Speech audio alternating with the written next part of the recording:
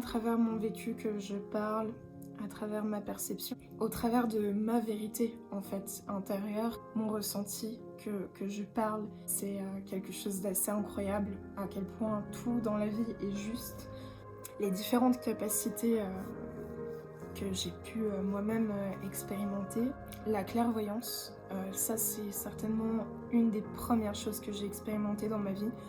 En fait, les difficultés que j'ai vécues m'ont permis de développer ma clairvoyance, c'est-à-dire de toujours voir plus loin, toujours élargir mes horizons, élargir mes perceptions.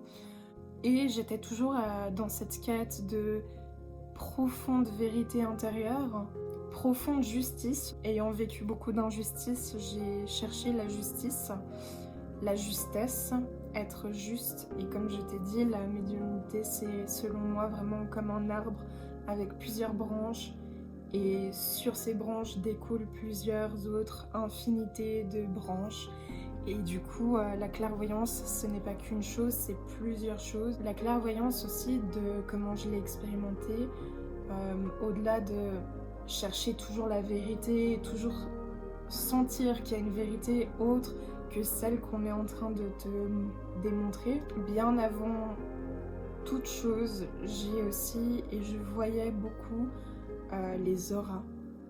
Sans savoir que c'était des auras, sans savoir que les auras viennent des chakras. Disons que j'ai expérimenté en fait des choses sans avoir le côté scolaire, le côté explicatif. Tout a été fait de façon très instinctive, très spontanée, et c'est ça qui a été longtemps déroutant et déstabilisant pour moi. J'ai tout appris de façon très spontanée, très instinctive, très aussi autodidacte. En gros, la clairvoyance, ça peut être plusieurs choses. La clairvoyance que j'ai, c'est vraiment voir en fait le voile de l'illusion qui soit le mien, mon voile d'illusion, c'est-à-dire mon déni, mon ego. Voir les illusions dans lesquelles sont les gens. La clairaudience. Alors la clairaudience, c'est quelque chose qui est très fort, où il faut pas rationaliser. C'est quelque chose où on se sent porté, où on se laisse porter, et on sent qu'il y a cette chose en nous, tout autour de nous, au-dessus et en dessous de nous, à laquelle on peut faire confiance, à laquelle peut-être même on fait plus confiance qu'à soi. La clairaudience, ça demande de lâcher totalement le mental. C'est pour ça que dans beaucoup de pratiques spirituelles ou de personnes qui sont dans ce domaine-là diront souvent il faut lâcher prise, il faut lâcher le mental. Et c'est vrai parce que le mental est une aura à lui tout seul, donc l'aura de la couronne, donc le 7e chakra, celui qui nous relie le plus à Dieu en quelque sorte. Il est souvent demandé de lâcher ça parce que c'est justement le mental qui nous limite, alors que dans beaucoup de croyances urbaines, on pense que tout est le mental, alors que pas du tout. Le mental, ça découle aussi beaucoup de l'ego. C'est pour ça qu'il faut le lâcher, car selon moi et mon ressenti, pour débloquer en fait cette médiumnité, c'est important de lâcher le mental terrestre. Selon moi, on a comme 3 cerveaux. On a le nôtre en tant qu'humain, mais quand on lâche ce cerveau humain, ce mental humain, en fait on a un autre cerveau qui parle et qui est en fait le cœur. Tu vois par exemple dans la langue française on a des expressions comme dire ah je parle avec mon cœur. Ben toutes ces expressions là elles sortent pas de nulle part en fait, c'est vraiment des choses qu'on dit de façon très banale, sans conscientiser vraiment l'expression, mais en réalité d'un point de vue énergétique et d'un point de vue chakra, on a l'énergie du cœur qui est ici. Quand on lâche vraiment ce mental, donc l'énergie, l'aura du mental. Et donc l'ego aussi. Le cœur peut prendre sa place, le cœur peut rayonner et peut parler, mais de nouveau c'est selon moi mon point de vue. Le cœur peut s'exprimer alors. Et en fait ce qui est magnifique c'est que, donc là on a le chakra et l'énergie du cœur, mais ici on a donc la gorge, et la gorge a aussi un chakra. Tout est lié au niveau des chakras, des énergies. Et en fait cette gorge, plus on dira ce qu'on a sur le cœur et plus on va parler avec le cœur, plus cette gorge, elle va pouvoir aussi se soigner et se libérer en fait. Et plus vous êtes en accord avec ce que vous avez sur le cœur, plus vous libérez cette énergie du cœur, plus vous libérez cette gorge, et plus les deux forment une unité qui est juste incroyable. Et de nouveau, ça c'est quelque chose que pendant plusieurs mois et années j'ai expérimenté. Et en fait ce qui est magnifique c'est que ça crée vraiment une complémentarité qui est assez unique, et c'est pour ça que la spontanéité et le canal médiumnique se fait encore plus valoir, parce que tu lâches le mental, tu lâches l'ego. Donc déjà tu t'ouvres à quelque chose qui est supérieur, entre guillemets supérieur, mais qui fait partie aussi de toi finalement. Tout est un, et c'est quelque chose qui se ressent quand on enlève les couches, les voiles de nous, de notre corps, de tout en fait, quand il y a vraiment une transmutation complète de l'être, un détachement profond. On lâche vraiment ce mental, on lâche cet ego, cette énergie qui est finalement entre guillemets terrestre, mais qui est faussée par la société dans laquelle on vit, en tout cas la société en Europe.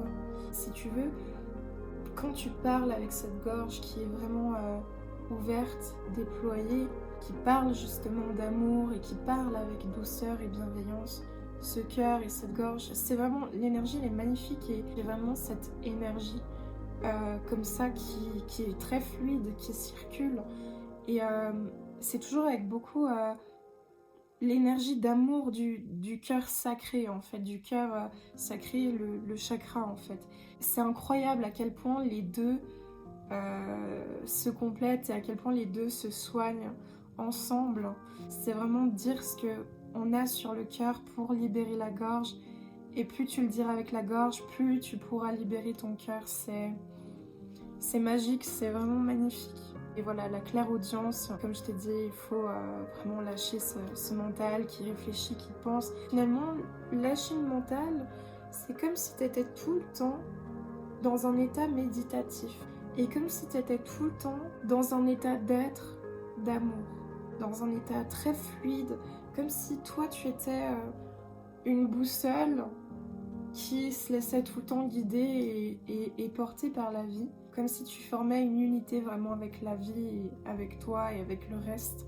La clairaudience, voilà, c'est comme si de base, en étant dans cet état un peu modifié finalement, méditatif, ben tu peux percevoir la clairvoyance. Je l'ai développée suite à, j'ai pas envie de dire traumatisme, mais c'est un peu tout comme. La clairaudience, pardon, c'est vraiment le fait d'entendre les messages de ce qu'on appelle les guides, de tout ce qui est entité, défunt, guide. Tu peux, dans la clairaudience, en tout cas ce que j'ai compris, tu peux entendre vraiment les énergies aussi.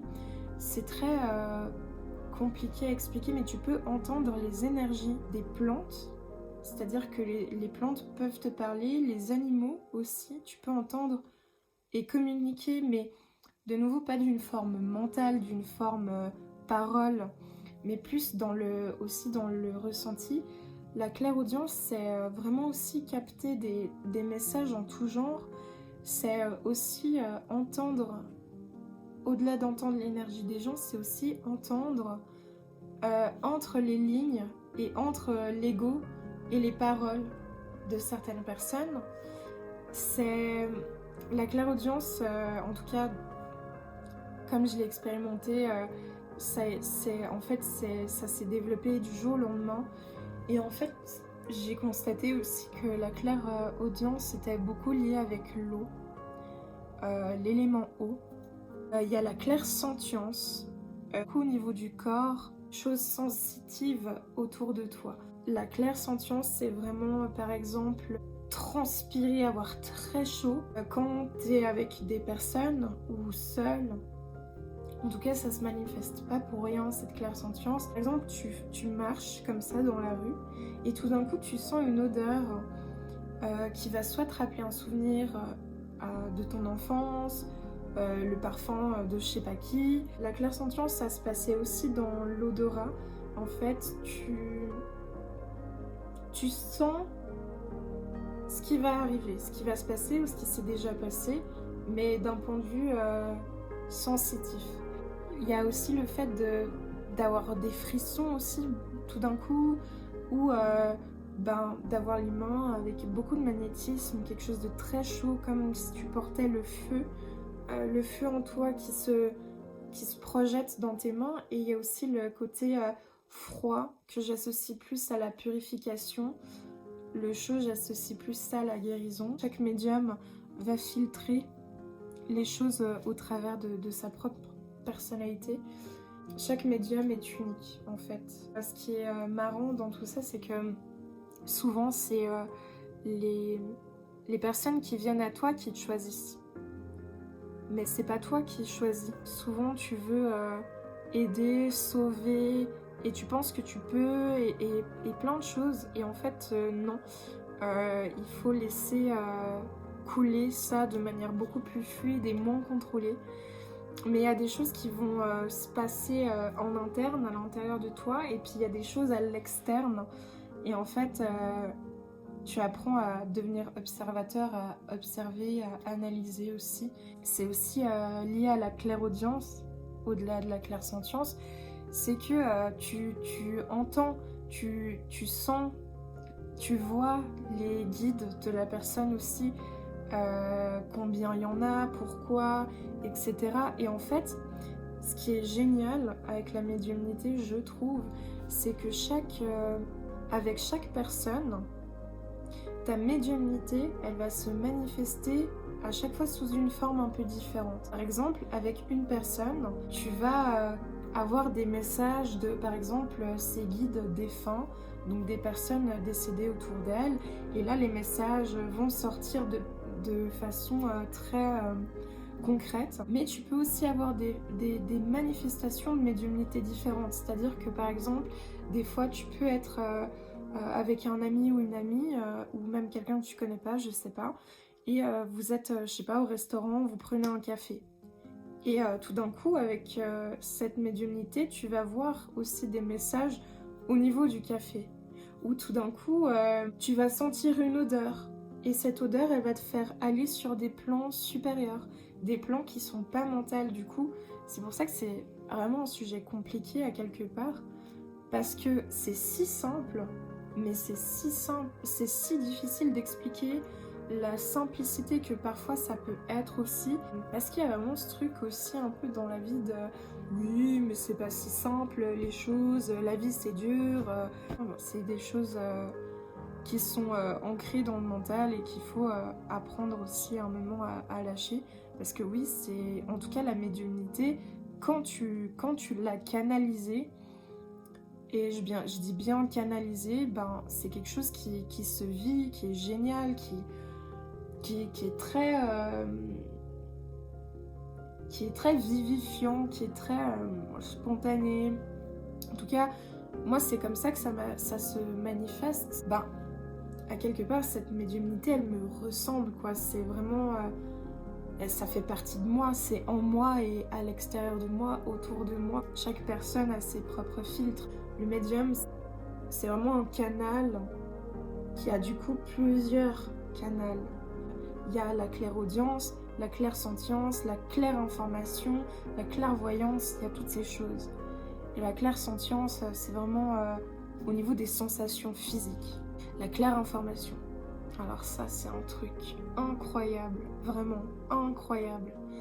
La claire information, c'est un truc qui pour moi est extrêmement fort C'est quelque chose qui se manifeste, en tout cas chez moi, assez rarement, mais toujours au bon moment. Ça dépend en fait avec les personnes avec qui on est, parce que eux-mêmes sont médiums, avec peut-être moins la conscience médiumnique du coup, mais il y a des personnes qui sont tellement énergétiquement au niveau de leur âme, tellement avancées, tellement entre guillemets puissants, que du coup, bah, en tant que médium, on sent aussi tout ça, même si la personne l'a peut-être pas du tout conscientisé. Selon moi, la claire information, c'est obtenir ou apprendre une information qui n'a pas été encore donnée sur Terre. J'ai eu ça par exemple avec les chats. Ça fait vraiment le cliché de la médium sorcière. J'ai toujours eu une affinité énorme et particulière avec les chats. Vraiment un truc très mystique.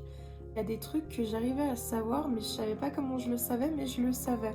Et ça, c'est la claire information. Aussi le fait de faire des choses en sachant que, entre guillemets, c'est le bon chemin, même s'il en paraît l'inverse. Mais la claire information, c'est vraiment récupérer des informations qui sont sur des plans différents, soit anciens d'autres vies, soit de vies prochaines, soit des dimensions aussi qui sont en synchronicité avec la nôtre. La médiumnité, ça va très très loin, beaucoup plus loin que ce que j'aurais pu penser ou imaginer. Genre...